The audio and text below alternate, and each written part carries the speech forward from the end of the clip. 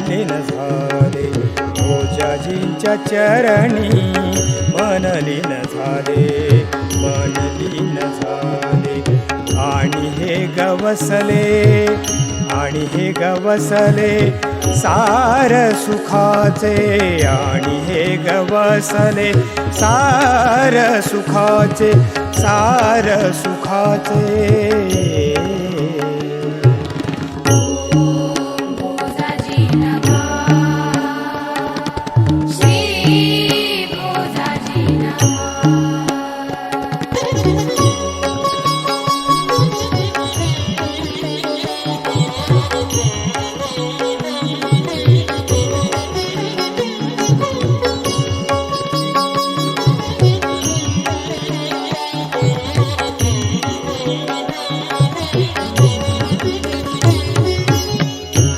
जनसऱ्याची चालता ही वाट जनसऱ्याची चालता ही वाट जनसऱ्याची चालता ही वाट भक्तीची तिलाट उठे हृदयात भक्तीची तिलाट उठे हृदयात भक्तीची तिलाट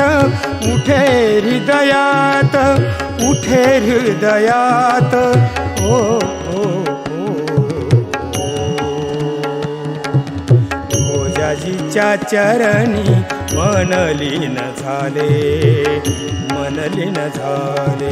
भोजाजीच्या चरणी मनलीन झाले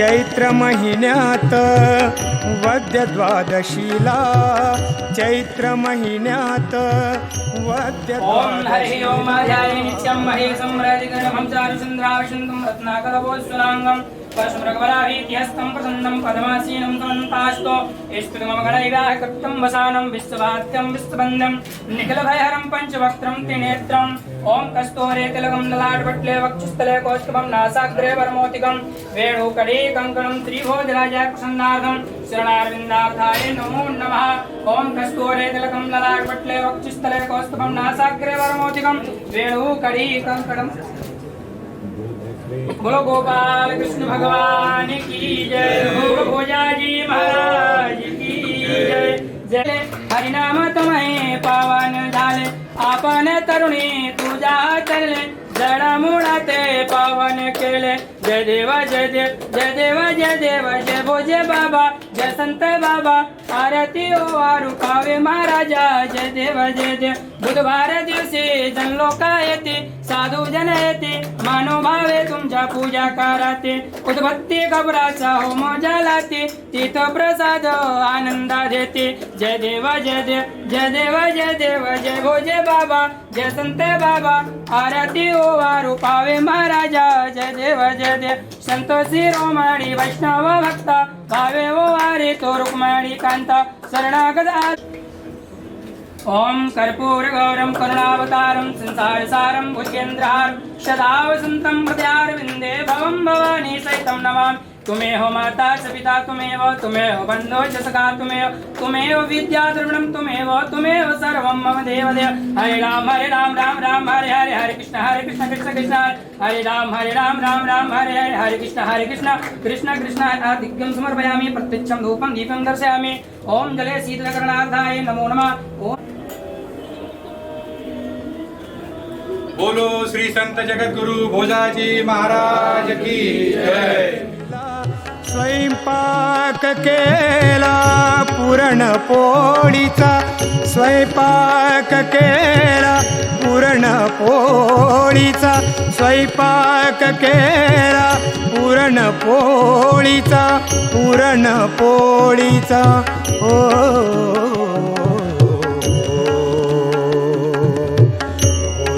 भोजाजीच्या चरणी मन लीन झाले, मन लीन झाले. भोजाजीच्या चरणी मन लीन झाले, मन लीन झाले. भोजाजी नमः, श्री भोजाजी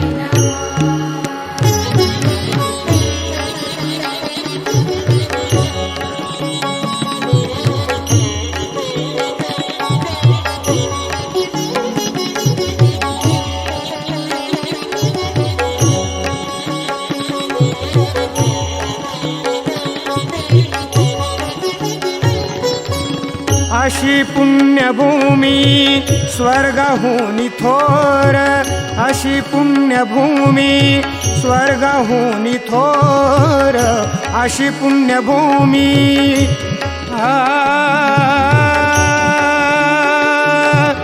आ आ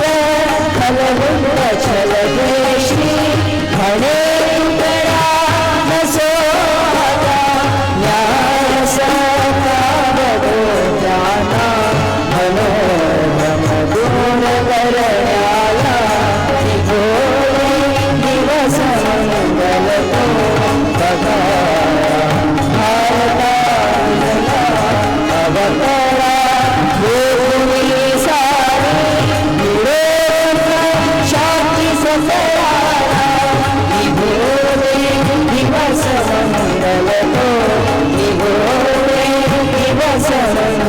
जगतो निघो रे दिवस हम जगतो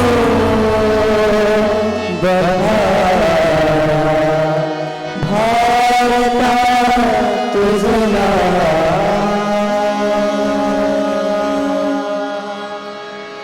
निघू दे दिवस मंगल तो बघाया भारत तुझला या गीताने आपण उद्घाटन केलेलं आहे. कृपया सर्वांना विनंती आहे की आपलं स्थान ग्रहण करा. सर्वांना विनंती करतो की आपण या सभागृहात या मंचावर माननीय उपमुख्यमंत्री महाराष्ट्र श्री देवेंद्रजी फडणवीस यांचं स्वागत करावं आणि आपण सर्वांनी जोरदार टाळ्यांचा गजर करावा.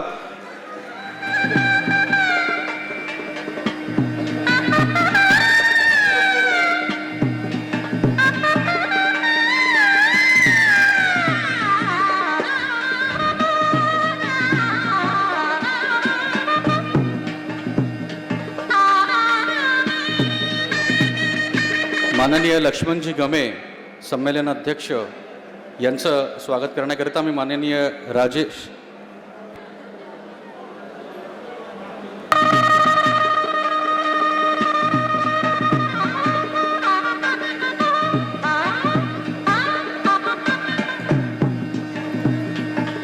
कार्यक्रमाला लाभलेले माननीय खासदार श्री रामदासजी तडस वर्धा लोकसभा यांचं स्वागत करण्याकरिता माननीय शिवदासजी परबत विश्वस्त भोजाजी महाराज देवस्थान यांना विनंती करतो की त्यांनी या मंचावर माननीय खासदार रामदास माननीय डॉक्टर परबत अध्यक्ष संत भोजाजी महाराज देवस्थान यांच्या वतीनं माननीय खासदार यांचं स्वागत या ठिकाणी होत आहे. आपण जोरदार टाळ्यांचा गजर करूया. माननीय आमदार समीरभाऊ कुणावार स्वागताध्यक्ष यांचं स्वागत करण्याकरिता मी धनराजजी मेश्राम विश्वस्त भोजाजी महाराज देवस्थान यांना विनंती करतो की त्यांनी माननीय आमदार समीरभाऊ कुणावार स्वागताध्यक्ष राष्ट्रसंत तुकडोजी महाराज साहित्य संमेलन यांचं या मंचावर स्वागत करावं.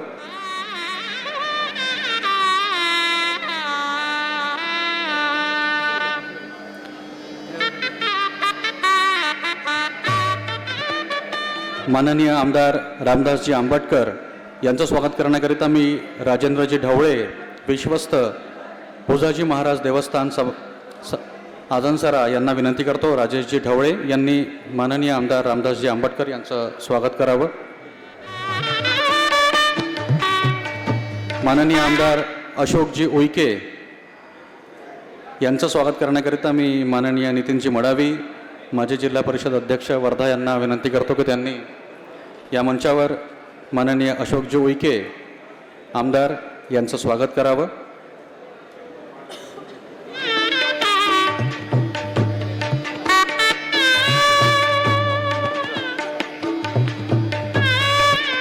स्वागत करण्याकरिता श्री पद्माकर ठाकरे यांना मी विनंती करतो.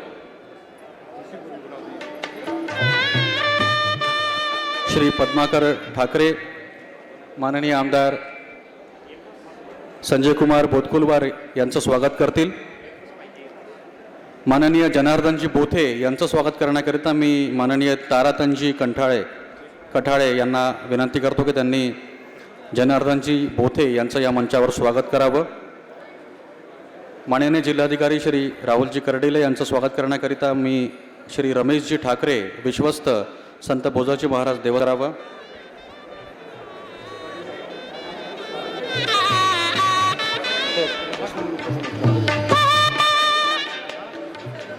माननीय पोलीस अधीक्षक वर्धा श्री नुरुलजी हसन यांचं स्वागत करण्याकरिता मी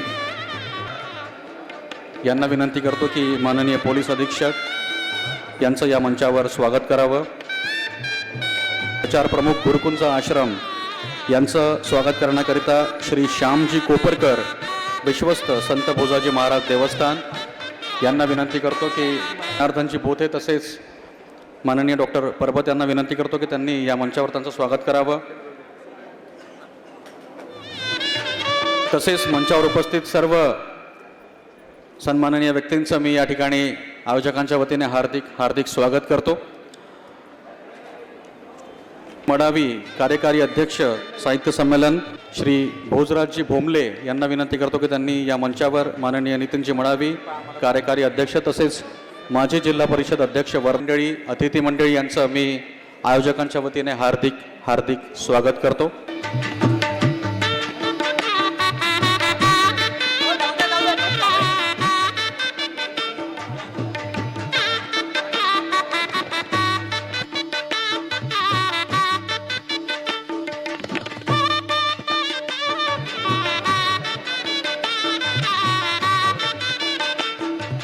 स्वागत समारंभाचा हा कार्यक्रम आपण या ठिकाणी पार पाडलेला आहे. सगळ्यांसाठी आपण एकदा जोर एक पवित्र धरा पर आए हैं. ये भूमि एक संत की भूमि है. मैं सर्वप्रथम महाराज श्री भोजाजी महाराज के इस पावन भूमि को प्रणाम करता हूँ, नमन करता हूँ. तत्पश्चात श्री महाराज जी के परम पूर्ण आशीर्वाद वचन और मैं चाहूँगा आज हमारे उप मुख्यमंत्री महोदय माननीय देवेंद्र जी फडणवीस जी और चंद्रशेखर जी बावनकुले श्रीमान विधान परिषद सदस्य तथा श्री सुधीर भाऊ मुनगंटीवार जी सांस्कृतिक राज्य मंत्री महाराष्ट्र राज्य और हमारे श्री दत्ता जी मेघे और माननीय रामदास जी तड़स, शमीर भाऊ मेरे कुन्नावार. तो वैसे मैंने नाम ले लिया किसी का, और जिसी का नाम ना भी लिया हो तो मैं आज छोटे शब्दों में यहाँ से सबका हार्दिक अभिनंदन और अभिवादन करता हूँ. और ये मंच आज माननीय गणमान्य जो मेरे नेतागण हैं, मेरा यही कहना है कि मैं कोई राजनीति नहीं करूँगा, मैं भजन करूँगा और आप लोग राजनीति करो और नीति से करो, अनीति को नष्ट करो. इन्हीं शब्दों के साथ मेरे आशीर्वचन साथ हैं और डॉक्टर पर्वत जी को मैं भूरी भूरी बधाई दूंगा. उनके जो सदस्य मंडली है यहाँ की, उनको सबको बधाई दूंगा. और जितनी जनता जनार्दन है, क्योंकि ये जनार्दन का स्वरूप है. मैं अहम सुलभोहम यश परमात्मा के वेद तत्व को निर्वहन करते हुए मैं सब लोगों को हृदयाभिनंदन और अभिवादन करूंगा. कोई भी लोग सुरक्षा व्यवस्था से लगा करके खाने पीने वाले तक हमारे लोग सब कोई वंचित ना रह जाएं, मैं उनको सादर अभिवादन करता हूं और अपने भोजाजी महाराज की ओर से शुभाशीष प्रदान करता हूं. मैं समय नहीं लूं ताकि आगे समस्त हमारे जो महापुरुष बैठे हैं उनके शब्दों को आप लोग श्रवण करेंगे. सादर जय श्री भोजाजी महाराज की. स्वागत अध्यक्ष या परिसराचे लाडके आमदार माननीय समीर भाऊ कुनावार यांना विनंती करतो की त्यांनी स्वागत अध्यक्ष म्हणून या ठिकाणी आम्हाला मार्गदर्शन करावं. आपल्या आज हिंगणघाटसाठी आणि या जिल्ह्यासाठी अतिशय अभिमानाची गोष्ट आहे की आज विदर्भाची पंढरी असलेली आजनसरा या गावामध्ये राष्ट्रसंत तुकडोजी महाराज यांचा साहित्य संमेलन या ठिकाणी होत आहे. यासाठी मंचकावर उपस्थित महाराष्ट्राचा आणि देशाचं भूषण महाराष्ट्राचे माजी मुख्यमंत्री आणि आता उपमुख्यमंत्री आमच्या सर्वांचे नेते आदरणीय देवेंद्र फडणवीस साहेब, त्याचप्रमाणे रामदासजी तडस साहेब, त्याचप्रमाणे आपल्या येथील विधान परिषदचे आमदार आमचे बंधू श्री आंबेडकर साहेब, रामदासजी आंबेडकर साहेब, त्याचप्रमाणे मंचकावर आमदार श्री बंटीभाऊ भांगडिया, आमदार श्री अशोक उईके, आमदार श्री संजीव रेड्डी बोतकुलवार साहेब, त्याचप्रमाणे राजेशजी बगाने, सविताताई गाखरे, त्याचप्रमाणे प्रकाश महाराज, त्याचप्रमाणे लक्ष्मणरावजी गमे, मंचकावर सर्व सन्मान्य व्यासपीठ उपस्थित सर्व या जिल्ह्यातून आलेले सर्व राष्ट्रसंत तुकडोजी महाराज यांच्यावर सर्व प्रेम करणारे भाविक भक्त बंधू आणि भगिनींनो, आज अतिशय आनंदाचा दिवस आहे. या विदर्भातली पंढरी म्हणून ओळखलं जाणारं हे आजनसरा श्री क्षेत्र आहे. या ठिकाणी दर महिन्याला 12 ते 15 लाख लोक या आजनसरामध्ये येतात. 12 ते 15 लाख लोक काय येतात की त्यांची इथे येऊन वंदनीय महाराजांच्या चरणी, भोजाजी महाराजांच्या चरणी ते लीन होतात आणि या ठिकाणी जी काही मनोभावे त्यांनी मागणी केलेली असते ती त्यांची मागणी पूर्ण होते, मनोकामना पूर्ण होते आणि म्हणून या ठिकाणी ते स्वयंपाक घेऊन पुरणपोळीचा आपल्या या ठिकाणी येतात. असे महिन्याला 15 लाख लोक या आदनसऱ्यामध्ये येतात. आणि या ठिकाणी आज वंदनीय राष्ट्रसंतांची आज संमेलन या ठिकाणी ठेवलेलं आहे, साहित्य संमेलन. त्याचं मी सर्वांचं या ठिकाणी स्वागत करतो. आणि आज 2 ऑक्टोबर आहे. आज पूजनीय महात्मा गांधीजी यांचीसुद्धा जयंती आहे. ज्यांनी आयुष्यामध्ये त्याग केला, या देशासाठी त्याग केला, आपल्याला स्वातंत्र्य मिळवून दिलं, असे पूजनीय महात्मा गांधीजींची सुद्धा या ठिकाणी आज जयंती आहे. आजच्या प्रसंगी मी एवढंच सांगतो की महात्मा गांधी यांनी जो काही त्याग केलेला आहे, आपण सुद्धा आपल्या जीवनामध्ये नेहमी विचार केला पाहिजे की मी लोकांसाठी, समाजासाठी काय करू शकतो, मी माझं योगदान काय देऊ शकतो, हा विचार आपण प्रत्येकाने दिला पाहिजे. राष्ट्रसंत तुकडोजी महाराजांनी आपल्याला ग्रामगीता दिली आणि ग्रामगीतेमधून त्यांनी हेच सांगितलं की माणसांनी कसं राहावं, गावांनी कसं राहावं, गावातली स्वच्छता कशी असावी, महिलांनी कसं करावे, पुरुषांनी कसं करावे, विद्यार्थ्यांनी काय करावे. एक आदर्श ग्राम जर बनवायचा असेल तर ग्रामगीता हे आपल्यासाठी फार मोठा ग्रंथ आहे. आणि म्हणून महाराजांनी म्हटलं आहे, आजच्या या पिढीमध्ये दिवसेंदिवस तरुणांमध्ये जे काही व्यसनाचे प्रमाण वाढलेले आहे, हे जर कमी करायचे असेल तर आज वंदनीय राष्ट्रसंत तुकडोजी महाराजांनी जे दिलेलं साहित्य आहे, हे घराघरामध्ये आणि मनामनामध्ये पोहोचवण्याची खऱ्या अर्थाने गरज आहे. म्हणून महाराजांनी म्हटलं होतं, वंदनीय महाराजांनी म्हटलं होतं, माणूस द्या मज माणूस द्या, भीक मागता प्रभू दिसला. हे माणसाने म्हटलं आहे. ही महाराष्ट्र संतांची भूमी आहे. जे का रंजले गांजले त्यासी म्हणे जो आपुले, तोची साधू ओळखावा देवते तेची जाणावा. आणि हे जर सांगितलं, आज याची गरज आहे.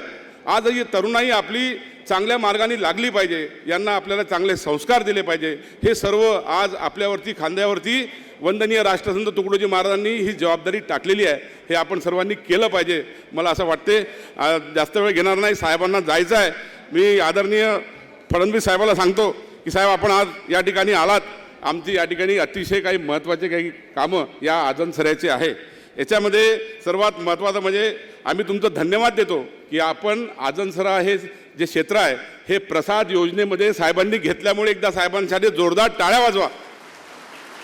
मागच्या अधिवेशनामध्ये माननीय देवेंद्र फडणवीस साहेबांनी जे प्रसाद योजना जी केंद्र सरकारची आहे, त्या प्रसाद योजनेमध्ये आदनसऱ्याचं नाव घेतलं. मला खूप आनंद झाला सभागृहामध्ये साहेबांनी जेव्हा घोषणा केली. साहेब, आता आमची आपल्याला विनंती आहे की या ठिकाणी खूप सोयी अपुऱ्या आहे. महिन्याला 15 लाख म्हणजे वर्षाला 1.5 कोटी लोक या ठिकाणी येतात. आणि या ठिकाणी अपुऱ्या व्यवस्था असल्यामुळे आम्हाला या प्रसाद योजनेमधून 300 कोटीचा एक विकास आराखडा करून या ठिकाणी पार्किंग, भक्तनिवास, स्वयंपाक खूप होतात. 10,000 स्वयंपाक असतात. त्यामुळे ही सर्व व्यवस्था आपण करून द्या.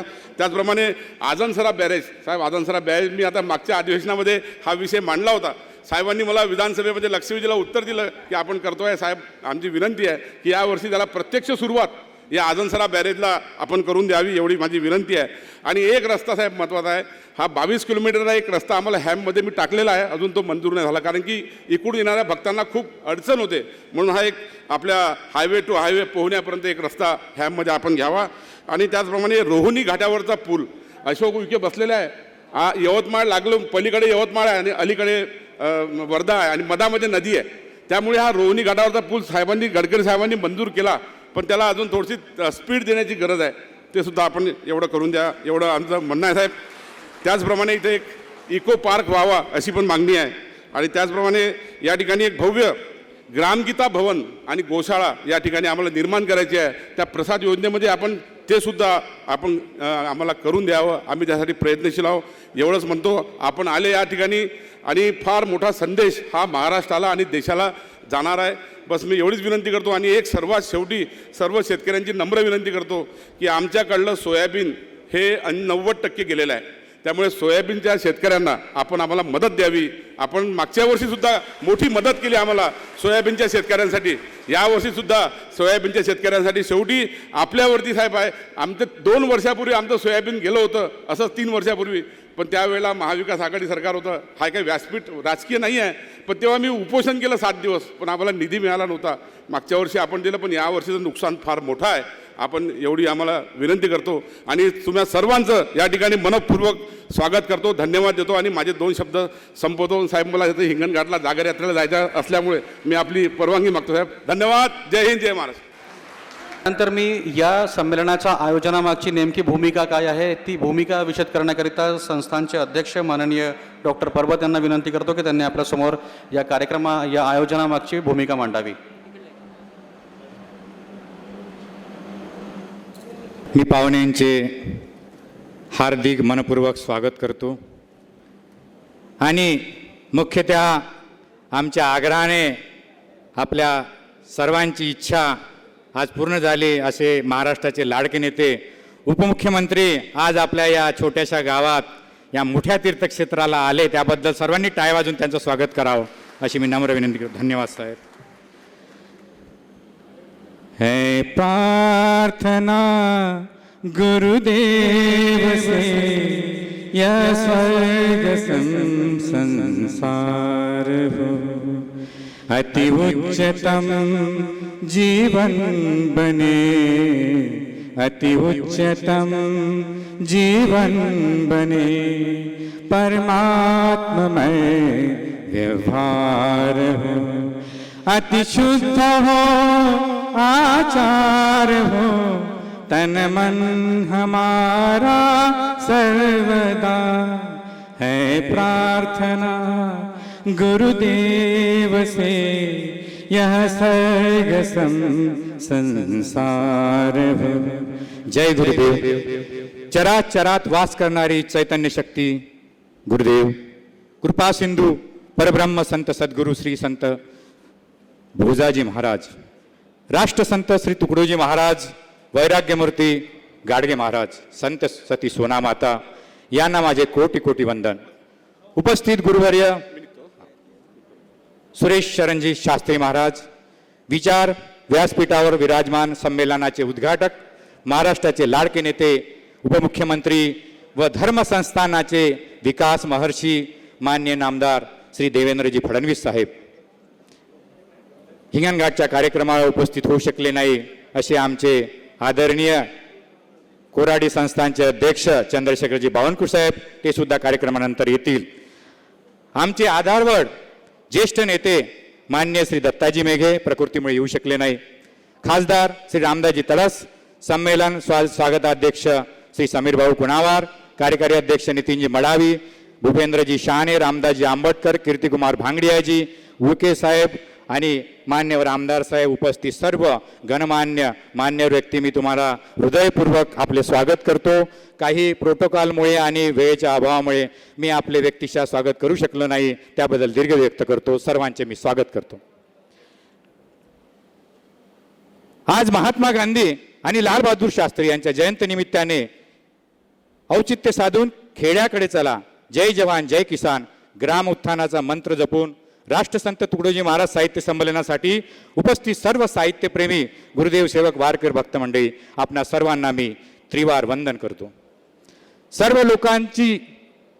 लोकची आमचा ईश्वर सर्व गावची आमचे मंदिर सेवा करणे निरंतर पूजा आमची अंगीकारून या तत्वाशी एक करावे सर्व भक्ताशी लावावे पूजा या ग्राम मंदिराशी तुकड्या दास म्हणे. दैवगाने मला भोजाजी महाराजांनी भक्त लोकांची सेवा करण्याची संधी दिली आहे याबद्दल मी महाराजांचा ऋणी आहो. वैद्यकीय क्षेत्रात म्हणजे विज्ञान मानवाचा डोळा बदलवू शकतो परंतु पाहण्याची दृष्टी नजर ही फक्त आणि फक्त अध्यात्म म्हणजे संत वाङ्मय व संताचे विचारच बदलवू शकते हीच सत्य आणि वास्तविकता आहे. महाराज म्हणतात अध्यात्म आणि विज्ञान के सहयोग से हम हो सुखी याच हेतूने आज राष्ट्रसंत तुकडोजी महाराज साहित्य संमेलनाचे आयोजन केलेले आहे याचा मला आज अतिशय आनंद होत आहे. आनंदापेक्षाही मोठा आनंद जो मला परमानंद झाला या संमेलनात एका छोट्याशा कार्यकर्त्याच्या आग्रहापोटी महाराष्ट्राचे लाडके नेते ज्यांचा जो वेळ नाही तरीसुद्धा वेळात वेळ काढून आज इथे आले असे आमचे लाडके नेते आदरणीय मान्य नामदार फडणवीस साहेब राज्याचे मुख्यमंत्री आज इथे उपस्थित झाले याचा मला अतिशय आनंद होत आहे. सर्वांनी त्यांचा सुद्धा टाळ्याने गजर करून त्यांचे स्वागत करावे. हाच माझा जन्माचा क्षणी परमानंद आहे. आजच्या विचार मंच व्यासपीठावर विराजमान संत आहेत महंत आहेत विचारवंत आहेत व कीर्तीने व्यक्तिमत्वाने मोठे नामदार देवेंद्रजी कर्मयोगी राजश्रेयी श्रीमंत आहेत. या सर्वांचे स्नेहमिलन म्हणजेच आजचे साहित्य संमेलन असे मला वाटते. यासीच सूर्यकिरण अनेक मार्ग दिसती दुरून अनुभवाय आपले चिंतन ध्येय प्राप्ती रूपाने सूर्य जैसा नभी उगवला अंधकाराचा नाश झाला तैसा तू हृदय प्रगटला जीव झाला विश्वव्यापी. आज साहित्य संमेलनानिमित्ताने मान्य देवेंद्रजी आमच्यासाठी सुयच आहेत. मी मान्य देवेंद्रजी आपणाकडून या अलौकिक परमानंद प्रसंगी आपणा देवस्थानच्या वतीने विनंती करतो की नुकतेच संत भोजाजी देवस्थान हे राज्य पर्यटन क दर्जामधून आपल्या कृपादृष्टीने केंद्रीय पर्यटन प्रसाद योजनेत समाविष्ट झालेले आहे. सर्वांनी भक्त लोकांनी टाळ्यांच्या गजरात स्वागत करावे, त्यांचे आभार मानावे. माननीय देवेंद्रजी, आपण धर्मस्थळांचे विकास महर्षी आहात. बस आपले सूर्यसम आमच्या आशेचे किरण आमच्या या देवस्थान तीर्थक्षेत्रावर पडू द्यावे, हीच महाराजांच्या साक्षीने आपणास नम्र विनंती करतो. आमची मागणी अशी आहे साहेब, आजनसरा देवस्थानकडे येणारा राज्य महामार्ग ते केंद्र महामार्ग जोडणारा मुख्य मार्ग शिरसगाव ते पोहणा 22 किलोमीटर SAAM हॅम या योजनेत त्वरित मंजूर करावा आणि भक्त लोकांची ही त्रुटी आणि ही असुविधा दूर करावी विनंती करतो. यवतमाळ जिल्हा जोडणारा आजनसरा कळंबाऊ तीर्थक्षेत्र दर्शन वाहिनी मार्ग निर्मितीसाठी वर्धा नदीवर रोहिणी घाट पूल, वर्धा नदी ते आजनसरा येणारा रस्ता त्वरित भक्त लोकांच्या सोयीसाठी निर्माण करून द्यावा अशी आपणास आग्रहाची विनंती करतो. देवस्थानाला लागून 17 एकर वन विभागाची जमीन उपलब्ध आहे. त्यावर वन विभाग शासनाकडून निधी मंजूर करून इको पार्क येथील धार्मिक पर्यटकांसाठी उद्यान गार्डन मंजूर करून द्यावे, जेणेकरून लोकांना निसर्गरम्य वातावरण दर्शनाचा आनंद कुटुंब परिवारासमवेत घेता यावा. आजनसरा मोठे धार्मिक पर्यटन क्षेत्र आहे. येथे रोजगारासाठी मोठे मार्केट उपलब्ध आहे. म्हणून माननीय फडणवीस साहेब, येथे ग्रामीण युवकांच्या रोजगारासाठी शासन स्तरावरून 200 दुकानगाळे शासनाकडून बांधून द्यावे, जेणेकरून ग्रामीण युवकांचा रोजगाराचा प्रश्न सुटेल. फार वर्षापासूनचा लखेडला सिंचन प्रकल्प माननीय आमदार साहेबांनी आपल्याला सांगितलंच आहे, याला त्वरित निधी उपलब्ध करून द्यावा. इथले शेतकरी सुजलाम सुफलाम जमिनीमुळे सुखी व्हावे ही आशा आपल्याकडून करतो. येथे देवस्थानच्या वतीने गौशाळा तसेच ग्रामगीता भवन निर्माणासाठी मोठा निधी उपलब्ध करून द्यावा, जेणेकरून वंदनीय राष्ट्रसंत तुकडोजी महाराजांच्या ग्रामगीता वाङ्मयाचे साहित्याचे ग्राम विकास सूत्र श्लोकाचे शिल्पदर्शन होईल व ग्राम सुधारणेला चालना मिळेल.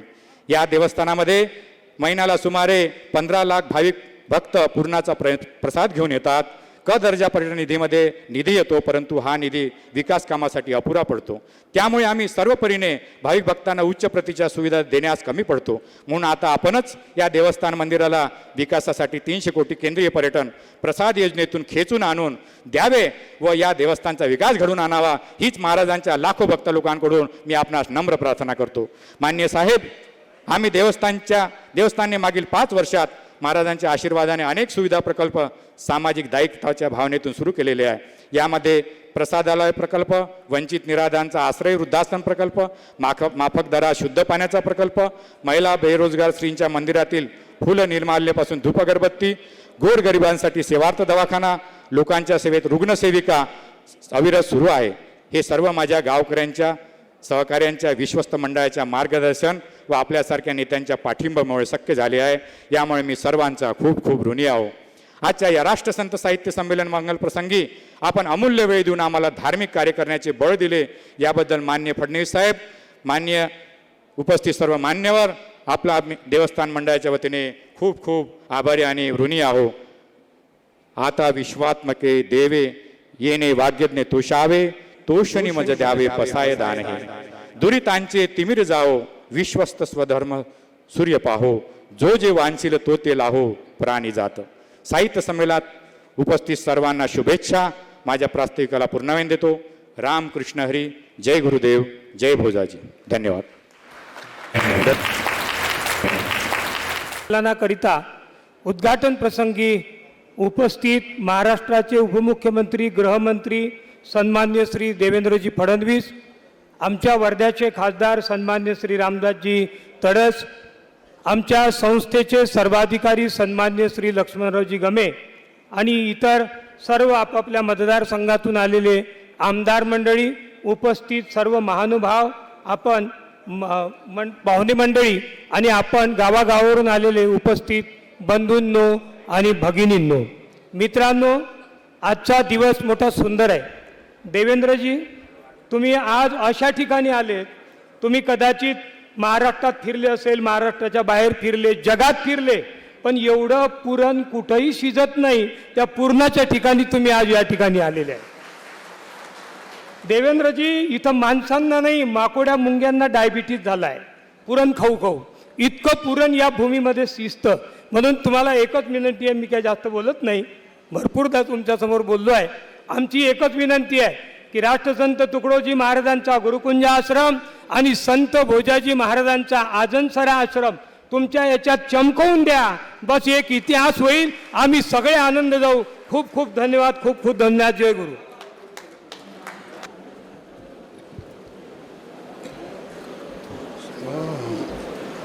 विदर्भाची पंढरी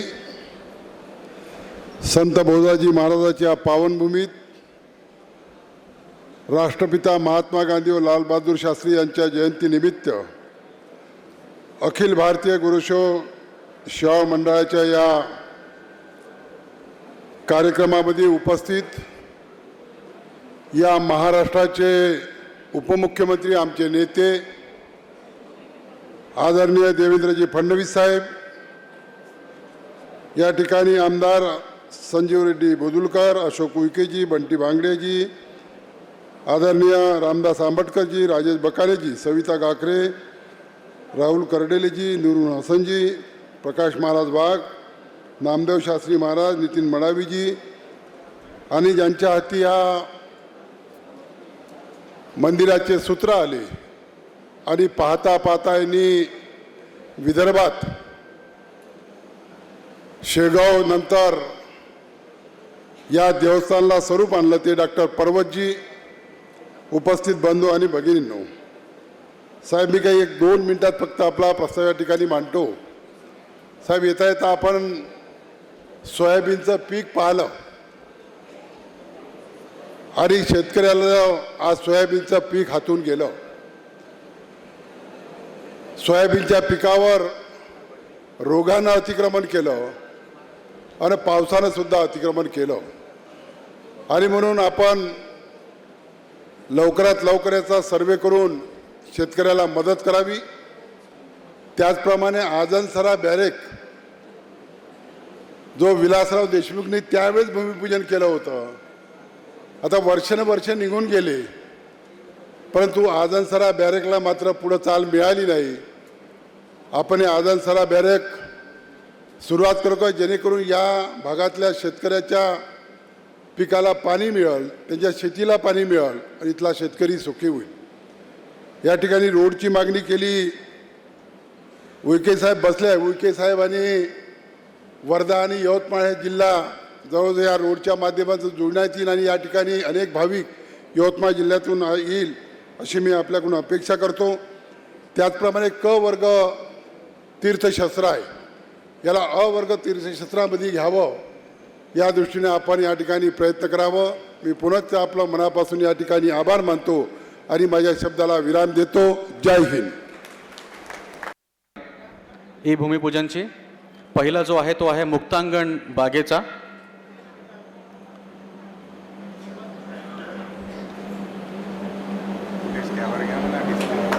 जोरदार टाळ्या वाजवूया आपण.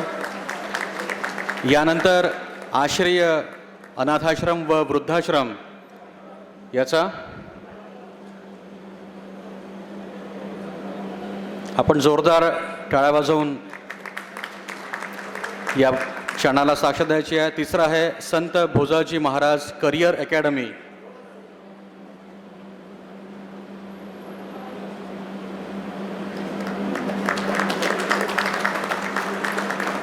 आणि चौथा आहे कामधेनू गोशाळा. या सर्वांचे ही भूमिपूजन माननीय उपमुख्यमंत्री महाराष्ट्र श्री देवेंद्र फडणवीसजी यांच्या हस्ते होत आहे. आपण जोरदार टाळ्यांचा गजर करूया. यानंतर याच्यावर आधारित एक 3 मिनिटाची ध्वनिचित्रफीत आहे, ती आपण बघूया आणि त्यानंतर आजच्या कार्यक्रमाचे मुख्य उद्घाटक माननीय देवेंद्रजी फडणवीस यांचं मार्गदर्शन आपल्याला ऐकायचं आहे. तत्पूर्वी आपण 3 मिनिटाची ध्वनिचित्रफीत बघून घेऊया. ओम श्री भोजराजाय नमः.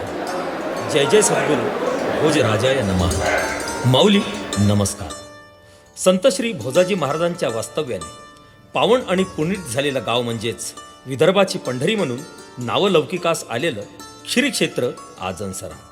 वर्धा व यशोदा नद्यांच्या पावन संगमावर वसलेलं हे तीर्थक्षेत्र श्री संत भोजाजी महाराज देवस्थान आजनसरा जिल्हा वर्धा या नावाने जगविख्यात आहे। येथे दररोज हजारो भक्तांची मांदियाळी या तीर्थक्षेत्री असते। संत भोजाजी महाराजांचा कृपाप्रसाद प्राप्त असणारे हजारो भाविक मोठ्या भक्तिभावाने पुरणपोळीचा स्वयंपाक करतात। संत भोजाजी महाराजांची ख्याती सर्वदूर पसरली असल्याने विदर्भाच्या बाहेरील भक्त देखील इथे दर्शनासाठी येतात। या देवस्थानचा सर्व कारोबार अतिशय चोख व सुरळीतपणे विश्वस्त मंडळाच्या देखरेखीखाली होत आहे।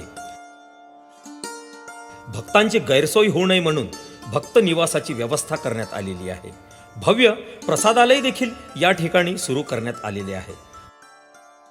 महाराजांच्या समाधीवरील जमा होणारी हार व फुले यांच्या निर्माल्यापासून धूपबत्ती व अगरबत्ती बनविण्याचा उपक्रम मंदिराद्वारे राबविण्यात येत आहे। त्या माध्यमातून गरजू महिलांना रोजगार प्राप्त करून दिला गेलेला आहे। देवस्थानच्या माध्यमातून वृद्धाश्रम सन 2018 पासून सुरू करण्यात आलेला आहे। मागील वर्षी 23 ऑक्टोबर 2022 पासून आजनसरा परिसरातील ग्रामीण व शेतकरी व शेतमजूर तसेच गावकऱ्यांकरिता वसुधैव कुटुंबकम आरोग्य सेवा केंद्र सुरू करण्यात आलेले आहे। यासोबत देवस्थान काही नवीन उपक्रम राबविण्याचा मानस घेऊन वाटचाल करीत आहे।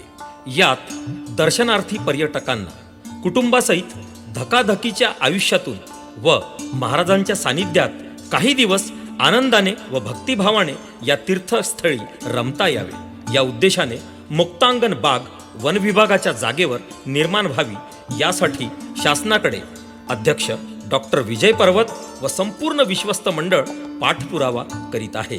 या बागेचे काम प्रगतीपथावर असून भोजाजी महाराजांच्या कृपेने ते लवकरात लवकर पूर्णत्वास येईल अशी आशा आहे। तसेच या ठिकाणी मोठ्या प्रमाणात वृक्षांची लागवड करण्यात येणार आहे। तसेच समाजातील अनेक ठिकाणी निराधार वृद्ध मंडळी अत्यंत हलाखीचे जीवन जगत असल्याचे निदर्शनास येते। आपली जबाबदारी झटकून म्हाताऱ्या आईवडिलांकडे दुर्लक्ष करणारे अनेक महाभाग आहेत। अशा उपेक्षित वृद्धांना तसेच निराधार अनाथ मुलांना मायेची ऊब मिळावी हा निर्धार मनाशी बाळगून आश्रय अनाथाश्रम व वृद्धाश्रम संयुक्तरित्या सुरू करण्यात येत आहे। सध्या सर्वत्र स्पर्धेचं युग आहे। प्रत्येक पदाकरिता परीक्षा घेण्यात येतात। सधन कुटुंबातील व शहरातील मुले कुठेही मोठ्या संस्थेत दाखल होऊ शकतात, परंतु गरीब व ग्रामीण भागातील होतकरू तरुणांचे काय करावे? ते आपल्या आर्थिक परिस्थितीमुळे इतर कुठेही मार्गदर्शन घेऊ शकत नाही। अशा गरीब व होतकरू विद्यार्थ्यांसाठी त्यांच्या हक्काचे मार्गदर्शन केंद्र असावे हा देवस्थानचा प्रामाणिक प्रयत्न आहे।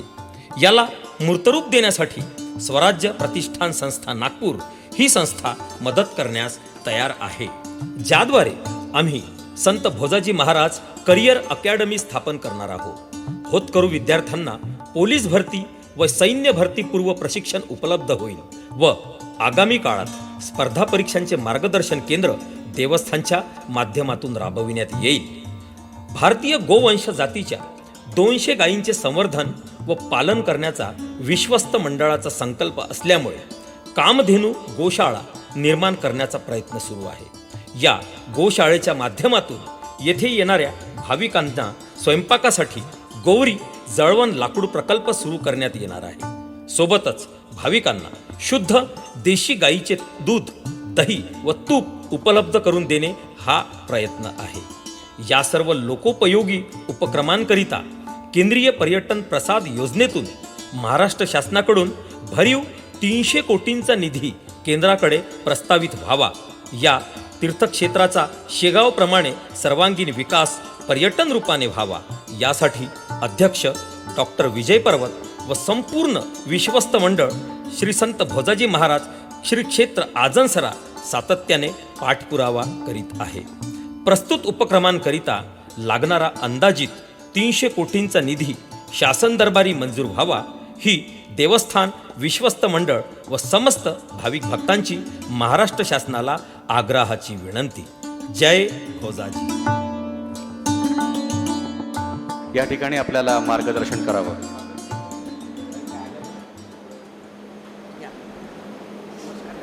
तुमचं अभिनंदन करते.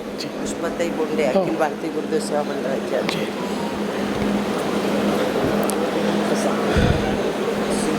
बसू सर. हा बसा ना आपण. बसा बसा बसा बसा. तू तिकडे बसून जा. माझ्या जागी बस ना.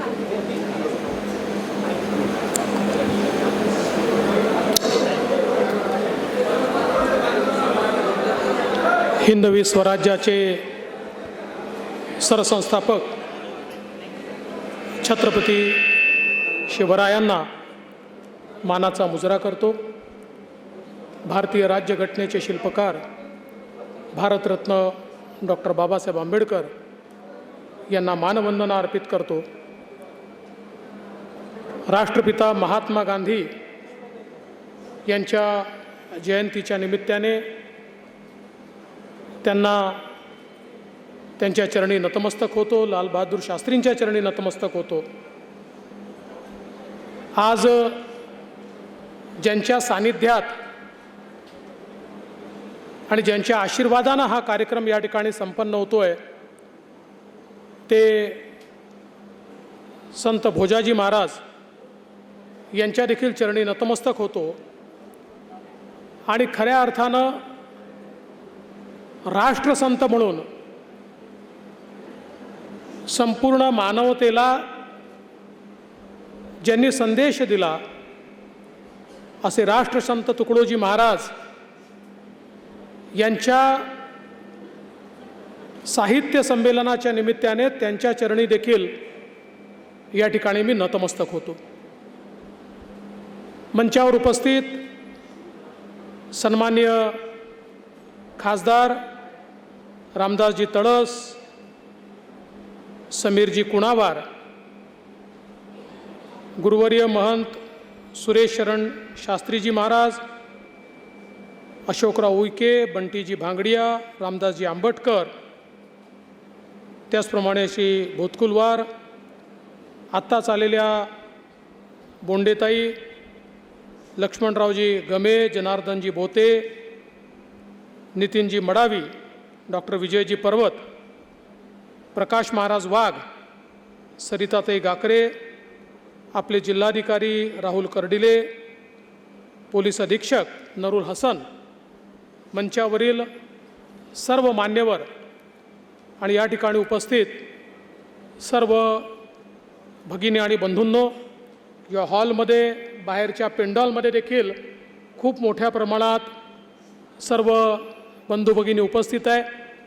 आपल्या सर्वांना मी प्रणाम करतो. आणि आज ही अत्यंत आनंदाची गोष्ट आहे की भोजाजी महाराजांच्या सानिध्यामध्ये वंदनीय राष्ट्रसंत श्री तुकडोजी महाराज साहित्य संमेलनाची सुरुवात होते आहे. खरं म्हणजे आपण जर विदर्भाच्या भूमीवर बघितलं तर संतांची एक मांडियाळी आहे.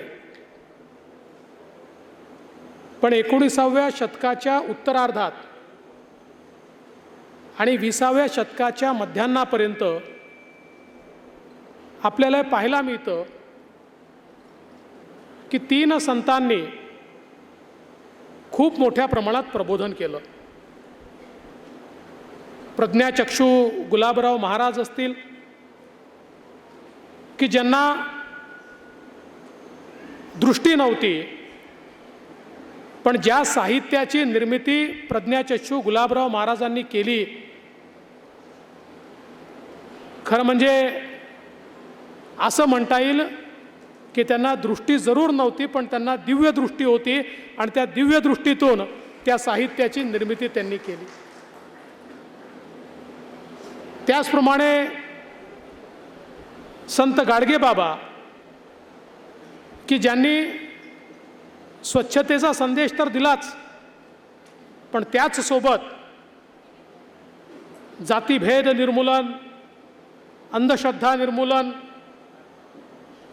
अशा विविध प्रकारच्या व्याधींनी ग्रसित असलेल्या व्याधींचं निर्मूलन करण्याकरता एक मोठा संदेश हा संत गाडगेबाबांनी याच विदर्भाच्या भूमीतून दिला.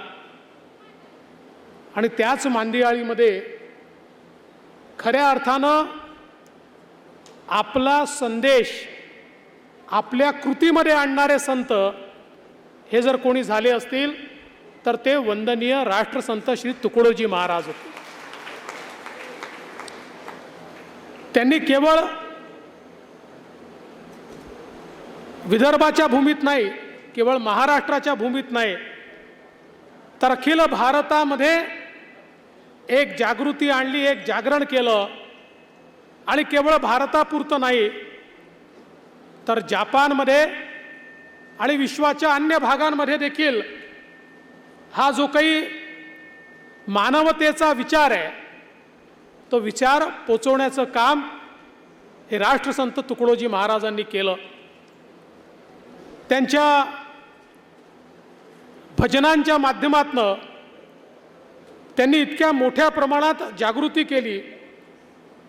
खरं म्हणजे आपण जर त्यांचं जीवन बघितलं तर अगदी सुरुवातीपासनं आध्यात्मिक ओढ होती, वडिलांनाही आध्यात्मिक ओढ होती, पण अक्रोजी महाराजांच्या सानिध्यात आल्यानंतर त्यांच्यातले तुकडोजी महाराज तयार झाले आणि हळूहळू संपूर्ण समाजाला व्यापण्याचं काम हे त्यांच्या विचारांनी केलं. खरं म्हणजे आपण बघितलं असेल तर हा काळ पारतंत्र्याचा होता.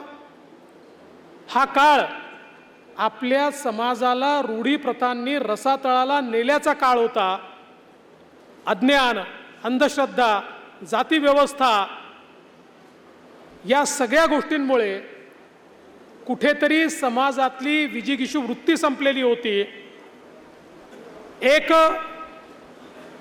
असमानता समाजामध्ये तयार झाली होती आणि कुठेतरी मोठ्या प्रमाणात आमची जी तरुणाई आहे ही तरुणाई भटकली होती.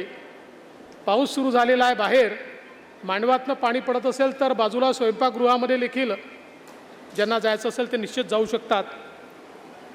आणि अशा या सगळ्या परिस्थितीमध्ये ज्या प्रकारे राष्ट्रसंत तुकडोजी महाराजांनी तरुणाईला मोहित केलं, एक प्रकारचा संस्कार दिला, या रूढी प्रथा परंपरा तोडून टाकल्या पाहिजेत. मानवता हा सर्वात मोठा धर्म आहे, गरिबाची सेवा सर्वात मोठा धर्म आहे, अशा प्रकारच्या विचाराने प्रेरित होऊन समाजामध्ये सज्जन शक्तीचा आविष्कार करण्याचं काम हे राष्ट्रसंत तुकडोजी महाराजांनी केलं.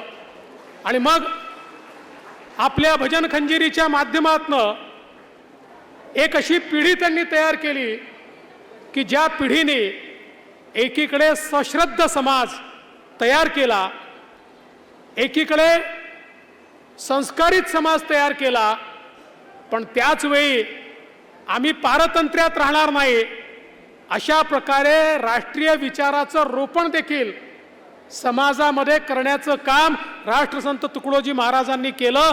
आणि त्या माध्यमातून खऱ्या अर्थानं एक स्वातंत्र्य संग्राम सेनानी म्हणून, एक सत्याग्रही म्हणून त्यांनी केलेलं काम हे देखील प्रचंड मोठं आहे.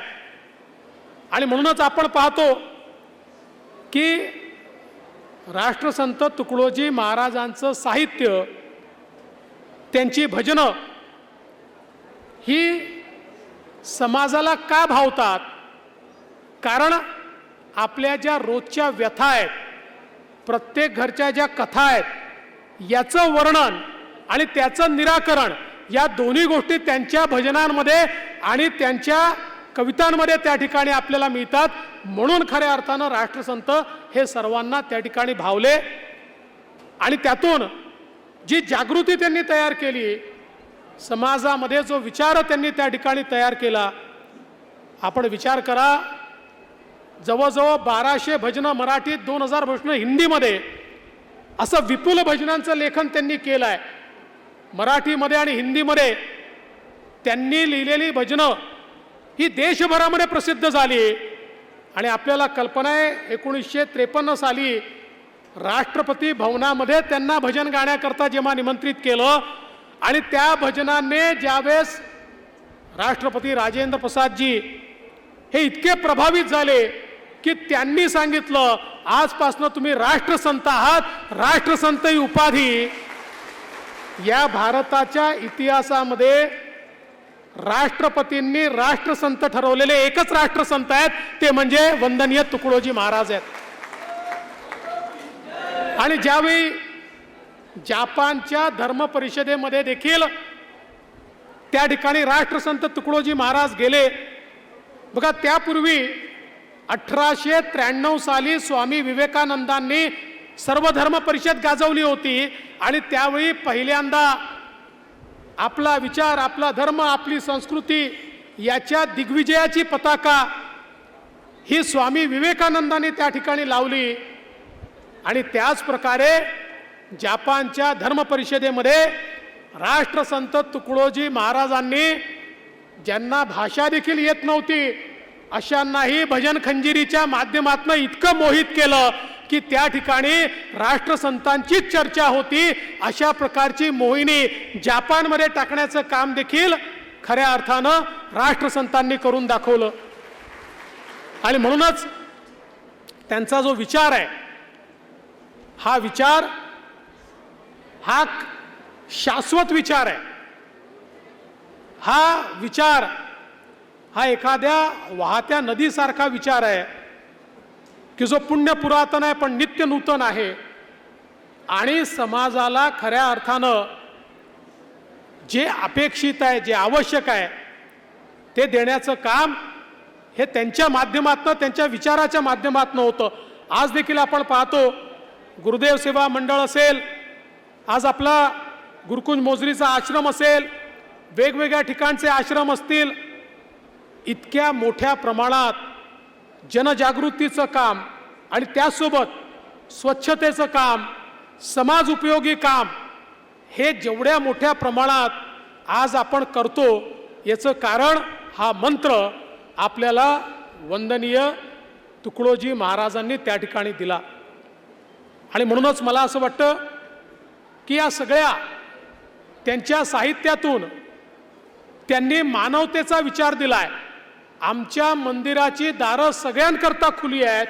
कुठल्याही धर्माच्या पंथाच्या लोकांनी आमच्या मंदिरामध्ये यावं, किंवा या भारतात बंधुभाव नित्य वसुदे ते वर तू असा दे, अशा प्रकारचा वर स्वतः करता नाही, वर कोणाकरता तर भारत मातेकरता वर मागणारे आमचे राष्ट्रसंत तुकडोजी महाराज होते, ज्यांच्या झोपडीमध्ये राजाच्या प्रसादापेक्षा देखील जास्त सुख होतं. अशा प्रकारचे आमचे राष्ट्रसंत तुकडोजी महाराज होते. आणि म्हणूनच मला अतिशय आनंद आहे की त्यांचं साहित्य हे लोकांपर्यंत पोचवण्याचं काम, तो शाश्वत विचार हा समाजापर्यंत पोचवण्याचं काम या साहित्य संमेलनाच्या माध्यमातून या ठिकाणी होणार आहे. खरं म्हणजे तुकडोजी महाराजांचं काम कसं होतं तर काही काळ त्यांनी त्यावेळच्या गाजलेल्या सिनेमाच्या चालीवर भजन बसवलं. त्यांना कोणीतरी विचारलं, म्हणाले महाराज शोभतं का, तुम्ही सिनेमाच्या चालीवर या ठिकाणी भजन बसवताय? त्यावेळेस महाराज म्हणाले, त्या चालीवर चौचाल गाणी म्हणण्यापेक्षा जर ईश्वराचं भजन ते म्हणत असतील आणि मुलांना त्या चाली आवडत असतील तर त्याच चालीतून त्यांना ईश्वर आणि मानवता समजली पाहिजे, याच्यात वावगं काय आहे असं सांगून समोरच्याला निरुत्तर करण्याचं काम हे खऱ्या अर्थानं राष्ट्रसंत तुकडोजी महाराजांनी केलं. आणि हे सगळं करत असताना राष्ट्रसंतांचं आपल्याला सर्वात मोठी देणगी जर काही असेल तर ती आहे ग्रामगीता. खरं म्हणजे एकदा रामभाऊ शेवाळकर असं म्हणाले होते की ज्यावेळी अर्जुनाला कुरुक्षेत्रामध्ये हा प्रश्न पडला की समोर सगळे माझे आप्त आहेत, मी यांच्याशी लढू कसा, त्यावेळी श्रीकृष्णाने त्यांना गीता सांगितली आणि गीतेतून कर्तव्याचा बोध करून दिला. आणि मग रामभाऊ असं म्हणतात की तसंच त्यावेळी राष्ट्रसंतांसमोर एक कुरुक्षेत्र नव्हतं, तर भारतातली 6 लाख गावं होती आणि त्या 6 लाख गावांमधले अर्जुन रूपी तरुण की जे खऱ्या अर्थानं भारताचं चित्र बदलू शकत होते, त्यांना त्यांच्या कर्तव्याची आठवण करून देण्याकरता राष्ट्रसंतांनी ग्रामगीता तयार केली आणि त्या ग्रामगीतेच्या माध्यमातनं आचार विचार या सगळ्या गोष्टी आपल्याला आज त्या ठिकाणी पाहायला मिळतात. ग्रामस्वराज्य आपल्याला पाहायला मिळतं. खऱ्या अर्थानं स्वयंपूर्ण ग्राम कसं होऊ शकेल हे आपल्याला पाहायला मिळतं. कोणावरही अवलंबून न राहता आपणच आपल्या गावाचे आणि आपल्या जीवनाचे शिल्पकार कसे बनू शकतो हे ग्रामगीता आपल्याला सांगते. आणि म्हणूनच खऱ्या अर्थानं मला असं वाटतं की आज राष्ट्रसंतांच्या या साहित्य संमेलनाच्या माध्यमातनं हे साहित्य पुन्हा एकदा तरुणाईपर्यंत पोचलं पाहिजे. ही जी भजनं आहेत यांचा जो मतितार्थ आहे तो पोचला पाहिजे. आज आपण पाहतो, आजही जेव्हा खंजिरी भजन स्पर्धा होतात तेव्हा मोठ्या प्रमाणात तरुणाई त्या स्पर्धांमध्ये आपल्याला त्या ठिकाणी ही भजनं म्हणताना दिसतात. पण मला असं वाटतं की त्याहीपेक्षा अधिक लोकांपर्यंत पोचण्याचा प्रयत्न आपल्याला करायचा असेल तर अशाच प्रकारच्या संमेलनांच्या माध्यमातनं ज्यावेळी विचारवंत हे त्या साहित्यावर बोलतात त्यावेळी निश्चितपणे त्यातनं त्याचं योग्य अशा प्रकारचं रूप हे समाजामध्ये पोचत असतं. आज भोजाजी महाराज ज्यांना खऱ्या अर्थानं आपण जसं गजानन महाराजांना मानतो तसंच भोजाजी महाराजांना देखील या ठिकाणी खूप मोठ्या प्रमाणात आपण मानतो. इतक्या मोठ्या प्रमाणात लोक या ठिकाणी येतात आणि पुरणाचा प्रसाद हा या ठिकाणी देतात. खरं म्हणजे मागे एका कार्यक्रमामध्ये माझ्या पत्नीने सांगितलं की मला पुरणपोळी आवडते तर मी कुठेही गेलो तर लोक मला पुरणपोळीच देतात. पण त्या पुरणपोळीपेक्षा भोजाजी महाराजांच्या प्रसादाची पुरणपोळी ही अधिक गोड देखील आहे आणि खऱ्या अर्थानं ती अधिक आपल्याला समाधान देणारी देखील आहे हे मात्र निश्चितपणे मानलं पाहिजे. आणि म्हणून आज या परिसराच्या विकासाच्या संदर्भात जे जे मुद्दे आपण मांडलेले आहेत मी आपल्याला आश्वस्त करतो. रस्त्याचे मुद्दे असतील, इथले बांधकामाचे मुद्दे असतील, विशेषतः प्रसाद योजनेमध्ये आता याचा आराखडा मंजूर करून घेऊन या ठिकाणी त्याकरता आपल्याला निधी देण्याचा विषय असेल, याला अ दर्जा देण्याचा विषय असेल, मी निश्चितपणे आपल्याला आश्वस्त करू इच्छितो या सगळ्या कामांचा पाठपुरावा आम्ही करू आणि निश्चित ज्या मागण्या आपण मांडलेल्या आहेत त्या मागण्या पूर्ण करण्याकरता सरकारमध्ये तुमचा प्रतिनिधी म्हणून मी स्वतः या ठिकाणी काम करेन हे देखील या निमित्ताने सांगतो. विशेषतः आजनसरा बाराज, ज्या आजनसरा बॅरेजमुळे 25,000 हेक्टर शेती ही पाण्याखाली ओलिताखाली येणार आहे. 2000 साली भूमिपूजन झालं पण कामाची सुरुवात होऊ शकली नाही. मी आपल्याला आश्वस्त करतो पुढच्या 2 महिन्यामध्ये आजनसरा बॅरेजचा टेंडर आम्ही या ठिकाणी काढू. आता जवळजवळ सगळ्या मान्यता मी मिळवलेल्या आहेत. एक फक्त स्टेट लेवल कमिटीची मीटिंग जी पुढच्या महिन्यात आहे ती झाली की एन्व्हायरमेंटची अंतिम मान्यता मिळेल आणि त्याच्यानंतर त्याचं टेंडर काढण्यात येईल आणि PDN पद्धतीने म्हणजे पाईप डिस्ट्रीब्युशन नेटवर्क पद्धतीने 25,000 हेक्टर जमीन ही या भागातली ओलिताखाली येईल. आमचा शेतकरी निश्चित सुखी होईल अशा प्रकारचा प्रयत्न आपला आहे. आज खरं म्हणजे आपल्या या सगळ्या भागामध्ये विशेषतः काही भागात येताना मी देखील पाहिलं की पिवळ्या मोझॅकमुळे सोयाबीन पिवळं पडलेलं आहे, त्या ठिकाणी नुकसान झालेलं आहे. मी जिल्हाधिकाऱ्यांना निर्देश दिले आहेत की असं ज्या ज्या ठिकाणी अशा प्रकारे सोयाबीन पिवळं पडलं आहे, येलो मोझॅकचा प्रादुर्भाव आहे, तात्काळ आपले जे विमा कंपन्या आहेत त्यांना इंटिमेशन देणं, त्यांचा सर्व्हे करून घेणं, या सगळ्या गोष्टी आपण कराव्यात. कुठेही शेतकरी अडचणीत आला तरी त्या शेतकऱ्याला मदत करणं हे राज्य सरकारचं कर्तव्य आहे आणि राज्य सरकार त्याच्यामध्ये कुठेही मागे राहणार नाही. मागील वर्षी देखील जवळजवळ 11,000 कोटी रुपये नुकसान भरपाई पोटी आपण शेतकऱ्यांना दिले आहेत. आताही ज्या शेतकऱ्यांचं नुकसान होईल त्या शेतकऱ्यांना मदत करण्याचीच भूमिका ही राज्य सरकारची असेल.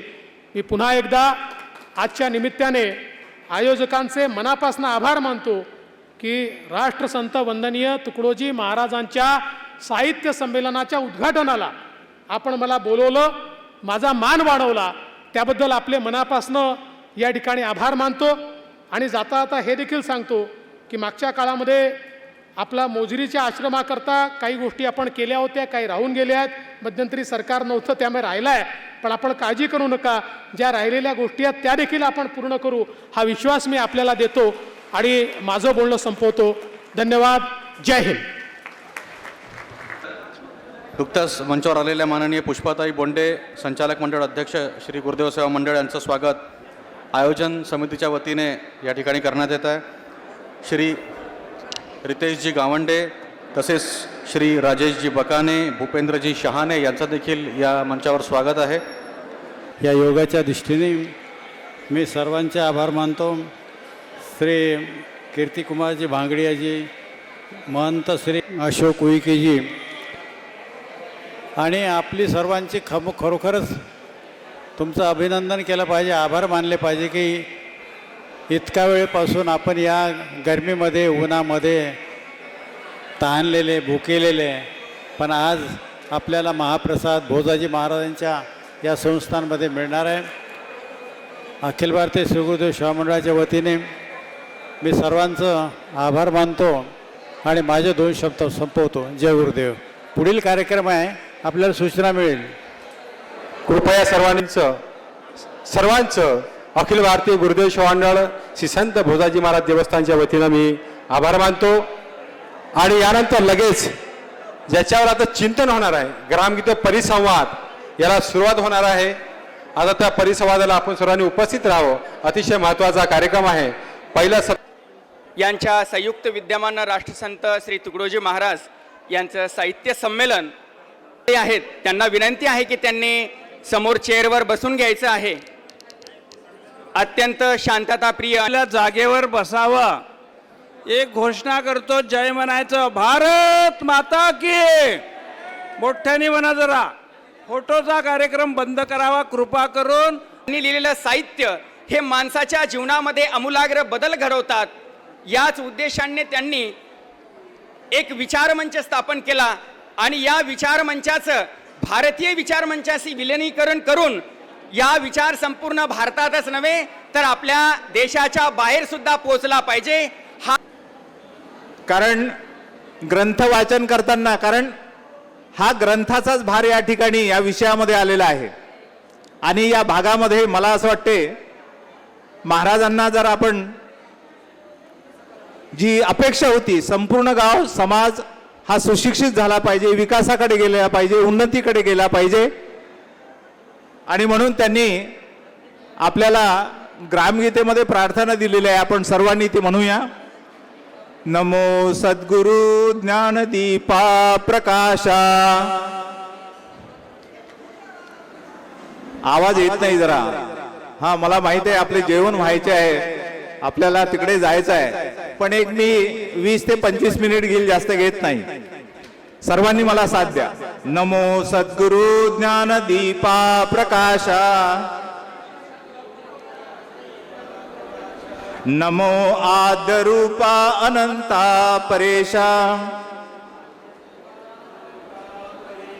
नमो मंगला मंगल द्वैतहारी. नमो त्वत्कृपा पूर्ण दोषा निवारी. तुझे रूप ते पाहू दे विश्वव्यापी. तुझे पाऊले सेवू दे ग्रामरूपी. तुझे ज्ञान सर्वांतरी संचरू दे. तुझा सत्य आनंद लोकी भरू दे. खरे काम निष्काम ही ग्राम सेवा.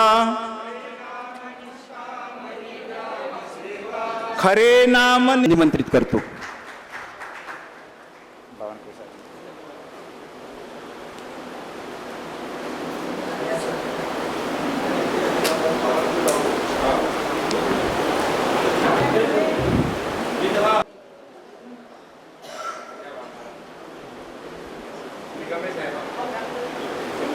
सोबत अखिल भारतीय गुरुदेव सेवा मंडळाचे सर्वाधिकारी आदरणीय गमेदादा, संचालक मंडळाचे अध्यक्ष पुष्पाताई बोंडे, उपसर्वाधिकारी आदरणीय पाटील गुरुजी आणि वाघ महाराज या सर्वांच्या समवेत आदरणीय बावनकुळे साहेबांचं या ठिकाणी स्वागत होत आहे.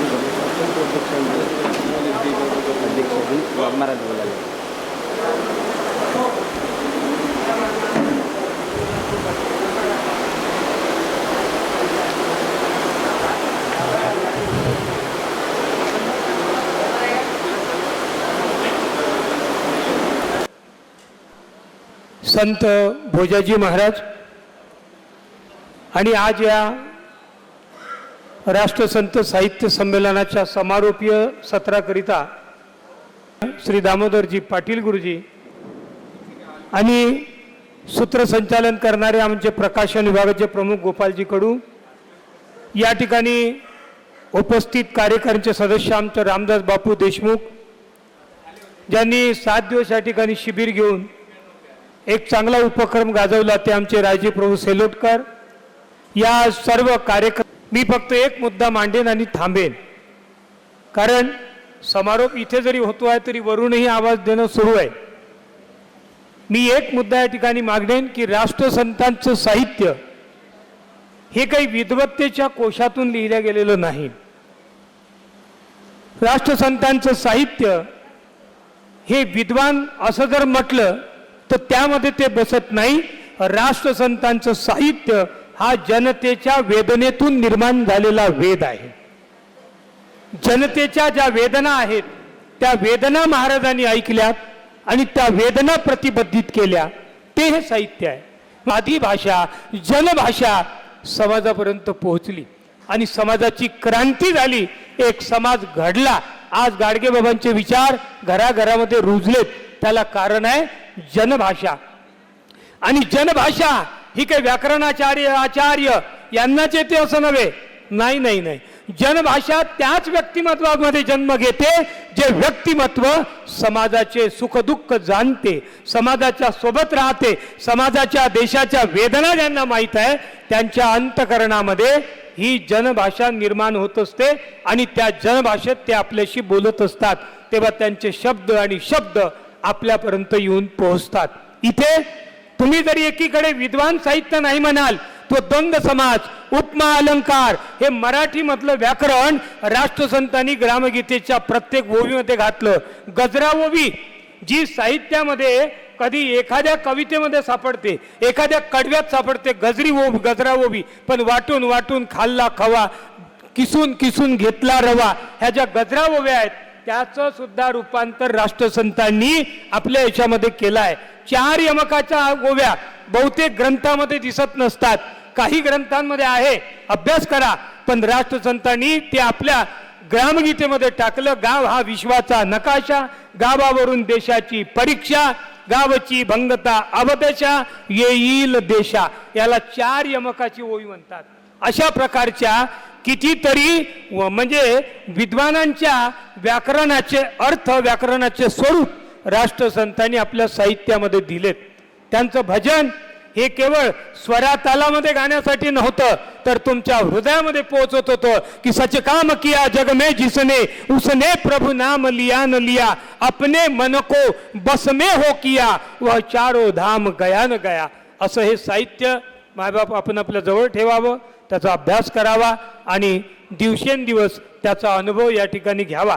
आज या ठिकाणी आमचे चंद्रशेखर जमाला उपस्थित राहिलेत, त्याबद्दल आपलं सुद्धा खूप खूप धन्यवाद. जय गुरु.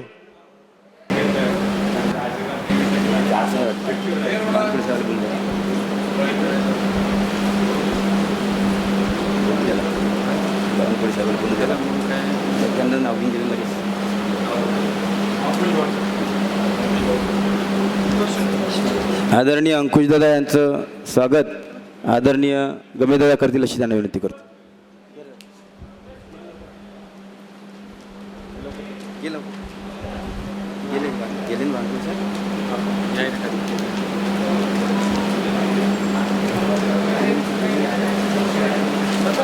महिलोन्नती अध्यायात लिहिलेलं आहे, मातृदेवोभव याच गुणे मातृला संबंध असूनही आपल्या सासऱ्यांच्या पावलावर पाऊल टाकीत ॲडव्होकेट नानासाहेब बोंडे यांनी गुरुदेव श्यामळाचा जो वारसा चालविला त्यांचाच वसा चालवीत आमच्या संचालक मंडळाचे सन्मान्य अध्यक्ष आदरणीय पुष्पाताई बोंडे आपलं अव्याहत कार्य गुरुदेव श्यामळामध्ये चालू ठेवित आहे आणि त्या अतिशय जोमानं कार्य करीत आहे. तेव्हा त्यांना तुकडोजी महाराज,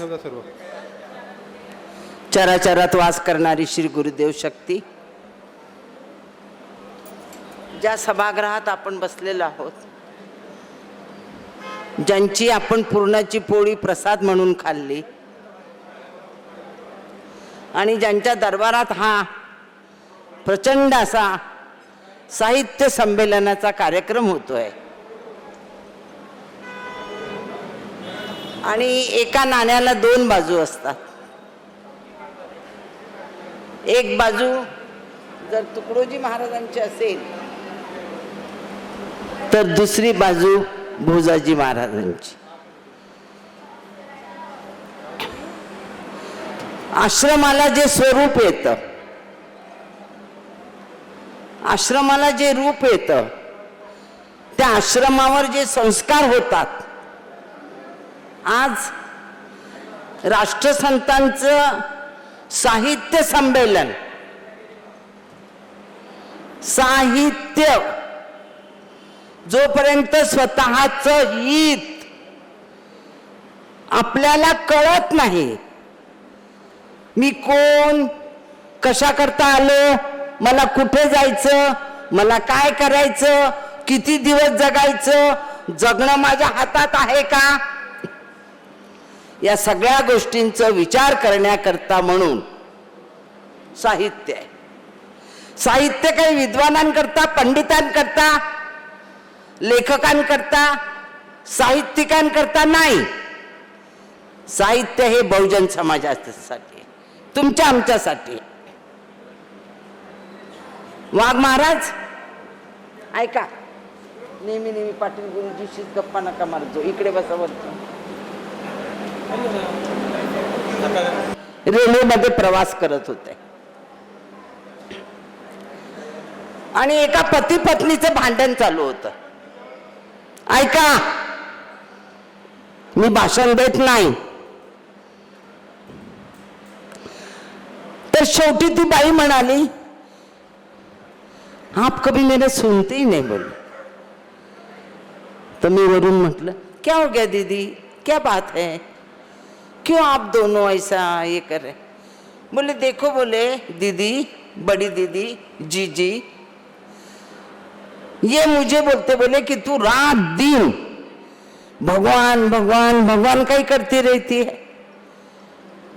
क्या है तेरा भगवान, कहाँ है तेरा भगवान, कौन है तेरा भगवान, कैसा है तेरा भगवान, तू मुझे भगवान मान, मैं हूं तेरा. मैं मतलब दीदी आप नहीं इनको समझा सकते, मैं समझा सकती. मम्मी वरुण खाली उतरली.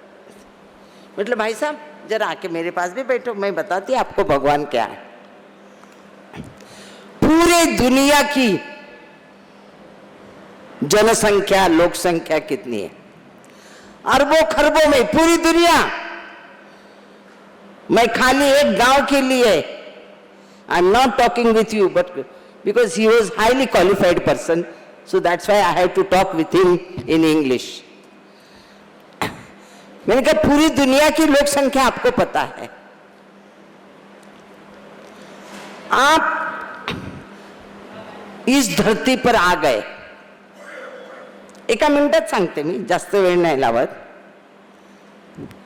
पूरी दुनिया की इतनी लोक संख्या में हमारे पास आधार कार्ड है.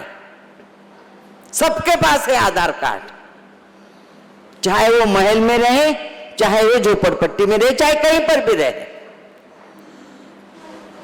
और हर एक के पास अपना अंगूठा है. जब हम एक अंगूठे के ऊपर एक आधार कार्ड बनाते हैं तो एक के जैसा दूसरे का आधार कार्ड नहीं है। अभी अरबों खरबों की जितनी भी लोक संख्या है, कितने आदमी यानी मैं हर जीव, हर मनुष्य प्राणी, आदमी यानी आदमी नहीं, आदमी यानी आदमी भी, स्त्री भी, जीव भी, ऐसे कितने लोग हैं कि उनके पास आधार कार्ड अंगूठा है और एक अंगूठे के ऊपर से उसका गांव, उसका नाम, उसका पता, उसकी पूरी हिस्ट्री पता चलती है। आप सोचिए, एक अंगूठी के ऊपर से यदि उस पर्सनालिटी का, उस पर्सन का पूरा हिसाब किताब, बैंक अकाउंट, उसका नागरिकत्व सब पता चलता है, क्या आपने इस अंगूठे पे आपने खुद ने लाइंस लगाई? नाही। तर जगातल्या एकासारखा दुसऱ्याचा अंगठा नाही, एकासारखा दुसऱ्याचा आवाज नाही, एकाच मन ते दुसऱ्याच्या मनासारखं नाही, एकाचा चेहरा दुसऱ्याच्या चेहऱ्यासारखा नाही। अरे हे बनवणारा कोणीतरी तर आहे ना। मग जर अंगठा अंगठाला जोडत नाही तरी तू विचारतो या जगात ईश्वर आहे की नाही? आणि या जगात देव कुठं आहे? अरे देव तुझ्या अंगठ्यात बसलेला आहे, तुला देव पाहता येत नाही, हे तुझं दुर्दैव आहे, हे तिचं दुर्दैव नाही।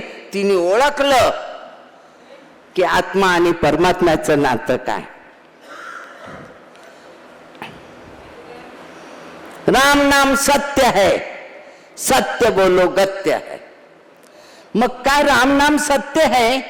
फक्त तिरडीला बांधलं आणि तिथं स्मशानात नेलं आणि तिथे अग्नी लावली, तोपर्यंतच नाम राम सत्य आहे का?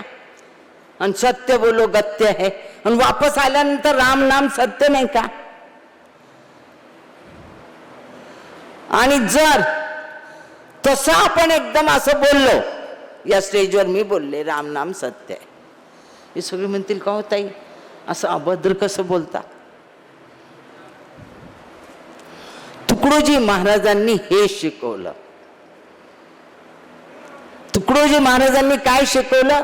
सर्वसाधारण लोकांना की तू कशा करता आला, तुला काय करायचंय?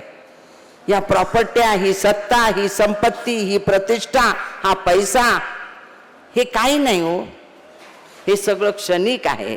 आणि म्हणून मज माणूस द्या, मज माणूस द्या, ही हाक ऐकता मज प्रभू दिसला। पण माणसाशी माणसासारखा वागणारा माणूस या समाजात आजही सापडत नाही, उद्याही सापडणार नाही। कारण तुम्ही आम्ही सगळे भौतिक जगात, भौतिक सुखात, भौतिक याच्यात वापरतो आणि ग्रामगीतेशिवाय जगायला पर्याय नाही। आता हे शेवटचं साहित्य संमेलनाचं हे शेवटचं सत्र आहे। वाघ महाराजांनी फार कळकळून सांगितलं आणि त्यांच्या भावना ते त्यांच्या भागवतातनं मगाशीच माझ्या डोक्यात एक